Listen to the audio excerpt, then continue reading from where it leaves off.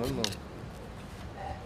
Chairman, distinguished delegates, my name is Ekaete Judith Umoh from Ekaete State, President of Joint National Association of Persons with Disability, representing the interests of persons with disability here. Mr. Chairman, I want to really commend the efforts of the committee. They've done an excellent job here. They succeeded in treating disability as a standalone thematic issue here, and they've done their recommendations in such a way that it was not subsumed.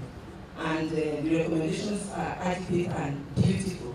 However, for the purpose of implementation, I want us to strategically look at these recommendations and align it with Resolution 159 of the ILO Convention that speaks specifically for, to the employment of persons with disability, and also look at it very strategically in line with Article 2 of the UN Convention on the Rights of Persons with Disability, which speaks about accessibility, and it talks about reasonable accommodation.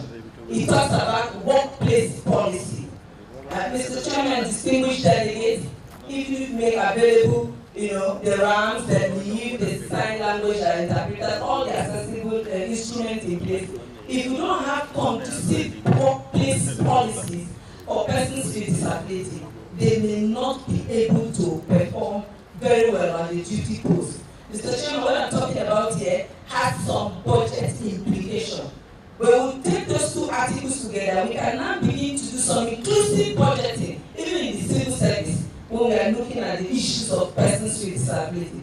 Talking of capacity building, knowing fully well that you have persons with disability within the civil service, you know how to plan to take their condition into consideration when planning, and it does have budget implication. For instance, Mr. Chairman, a blind man working in the civil service, we need some softwares to be able to perform very well. And if that's not budgeted for, again, there will be a gap. And that person may not be able to perform very well at duty post. We have several instruments that need to be disability friendly or accessible instruments that will enable persons with disability to perform. So I am submitting that in all of these recommendations, which strategically align with ILO 159 and the Article 2 of the UN Conventions to the Rights of Persons with Disability. Thank you.